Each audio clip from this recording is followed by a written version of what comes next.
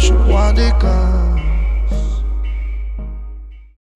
Amis Turfistes, bonjour, vous êtes bien sur 100% PGN pour la sélection du samedi 12 avril. Et donc au programme, pour nos amis galopeurs, pas de quintet malheureusement, mais pour se consoler, on a une belle réunion du côté de Mont-de-Marsan, une belle réunion du côté de Senon, et on finit par Fontainebleau.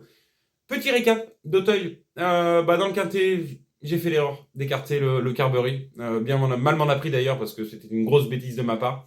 Lascango est deuxième, après Dream du Lemo, et puis Pompano.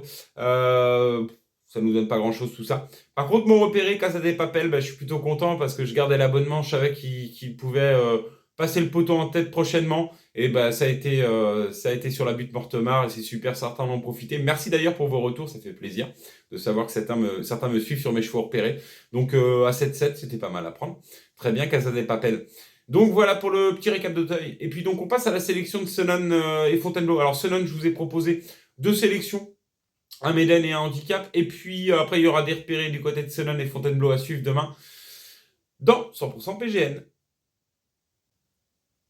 Et donc, comme évoqué, on s'intéresse à la troisième épreuve à Senon. C'est le prix du docteur Guy Jalot. C'est un Méden pour poulain et pouliche de 3 ans.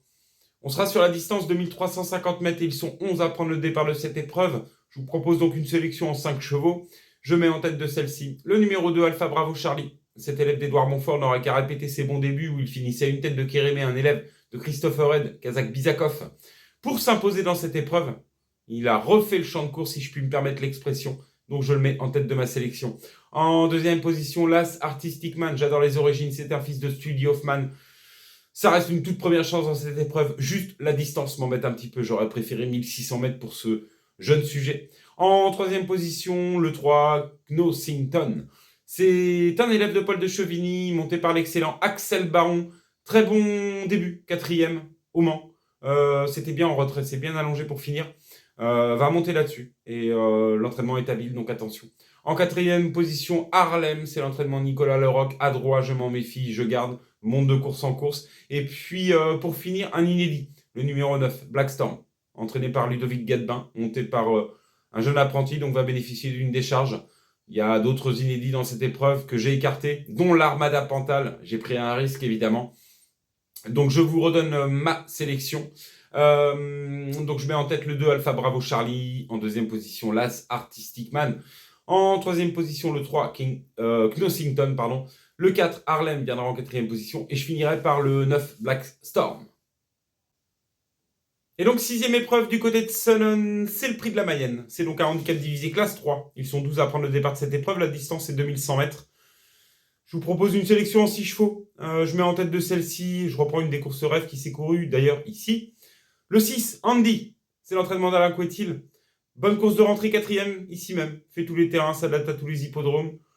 Le terrain souple demain, ça devrait lui convenir. Donc, je lui vois une toute première chance dans cette épreuve. En deuxième position, le 2 Haro que je rachète de Sabévu. C'était mon favori l'autre jour. Il m'a considérablement déçu.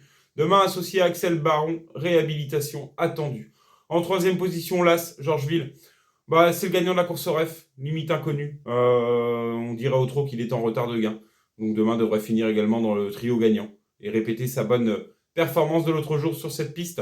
En quatrième position, le 4, Ecus Vincit. C'est l'écurie et l'entraînement d'Éric Libaud. Ecus Vincit, on ne le présente plus.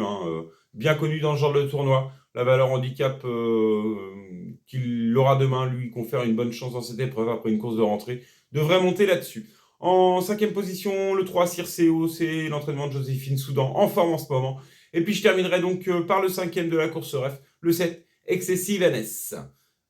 Excessive NS qui avait pris une bonne 5e place dans cette course ref. En cas de défaillance des principaux chevaux cités, devrait pouvoir s'illustrer dans cette épreuve.